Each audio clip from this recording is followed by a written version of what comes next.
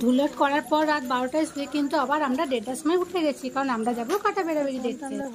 Hello বন্ধুরা, আমি অপর্ণাকে চলে এসেছি তোমাদের সঙ্গে দেখো একটা নতুন ব্লগ নিয়ে। তো আমাদের ধর্মরাজের গাজন আছে, তো দেখো ভোরবেলায় আমরা চলে যাচ্ছি ধর্মরাজ তলায়, সেখানে কাটা বেড়াবেড়ি দেখতে। বারের দিন বাড়িতে পাট আসে, তারপরের দিন কিন্তু ভোরবেলায় কাটা বেড়াবেড়ি হয়, মানে পুকুর থেকে কাটা তুলে নিয়ে এসে সেই কাটার ওপর ভক্তদের শোয়ানো হয়। তো সেইটাই আমরা দেখতে যাচ্ছি।